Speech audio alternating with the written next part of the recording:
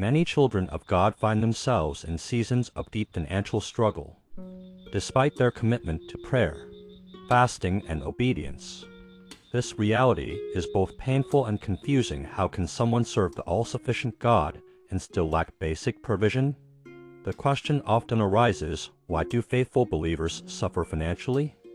While some reasons are spiritual, many are rooted in practical neglect or divine training. God is not just a miracle worker.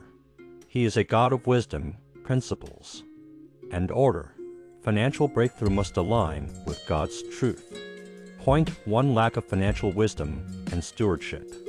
Proverbs 21:20 NIV: The wise store up choice food and olive oil, but fools gulp theirs down. One of the major reasons children of God continue to suffer financially is the absence of wisdom and intentional stewardship. God is a provider, Jehovah Jireh, but provision without discipline leads to waste. Far too many believers receive income but lack the structure to manage it. They don't track their expenses, have no savings plan, ignore budgeting, and live above their means. Proverbs 21:20 gives us God's mindset on money. The wise store up wealth, but fools spend everything they have. It's not demonic warfare to live in constant financial shortage. It's often poor planning and uncontrolled spending. Many pray for increase, but God is watching how we handle what we already have. In the parable of the talents, Matthew 25:14-30, the servant who buried his talent was punished not for losing it, but for failing to multiply it. This parable teaches that God rewards growth and accountability. If you don't know how to manage 0, how can God trust you with 0? Stewardship is kingdom maturity. It means setting financial priorities, paying your tithe, avoiding wasteful habits, and embracing delayed gratification. God's miracles are real, but they will not override our need for wisdom. Many believers are stuck in cycles of lack, not because God has withheld blessings, but because poor money habits have consumed them. Until wisdom replaces emotion in spending decisions, financial breakthrough will remain temporary. Point to disobedience to divine instructions. Deuteronomy 28:1 NLT: If you fully obey the Lord your God and carefully keep all his commands, the Lord your God will set you high above all the nations of the world. Another major reason children of God suffer financially is disobedience to divine instructions. God is not obligated to bless rebellion.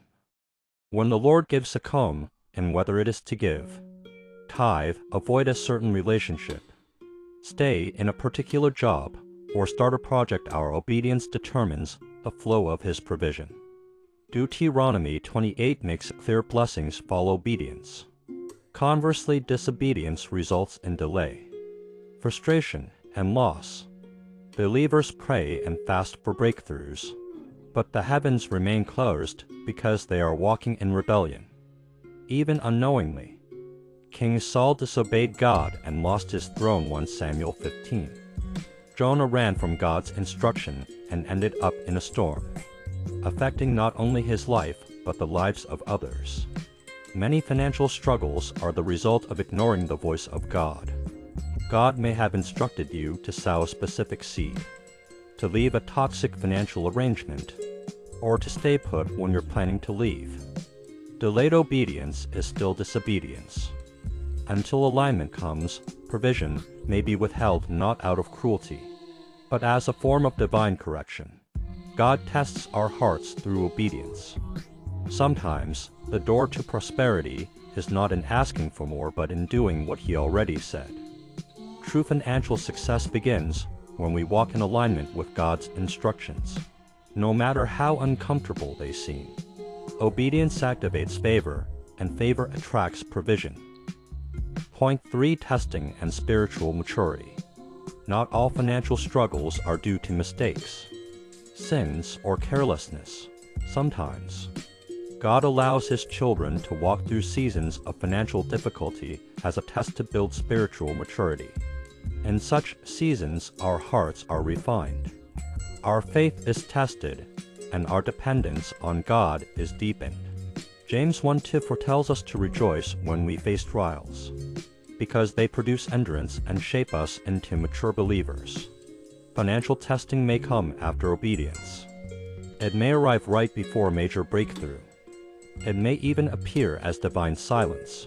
But in reality, God is teaching trust, stretching our faith, and building our spiritual muscles.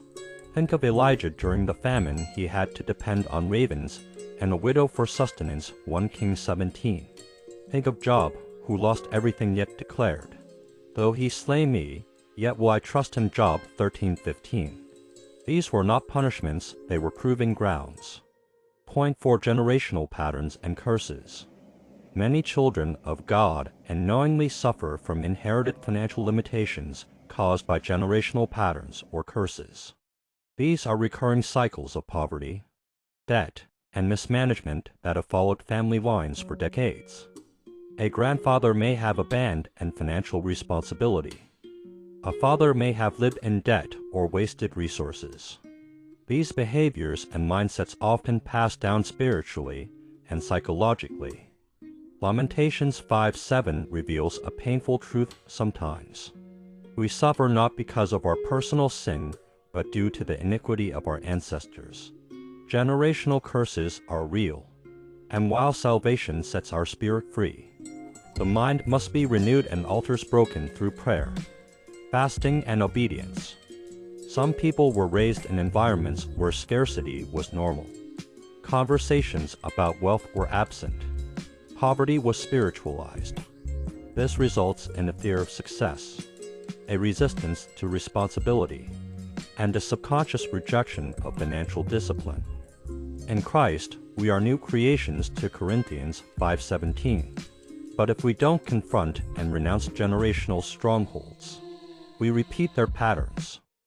It's not enough to desire wealth, we must break the yoke that limits it. Gideon asked God, "If the Lord is with us, why then has all this happened to us?" Judges 6:13. God told him to confront his father's altar. In the same way, some financial battles won't break until you confront the foundation. Point 5: satanic attacks and spiritual opposition. Many financial struggles are not natural, they are spiritual.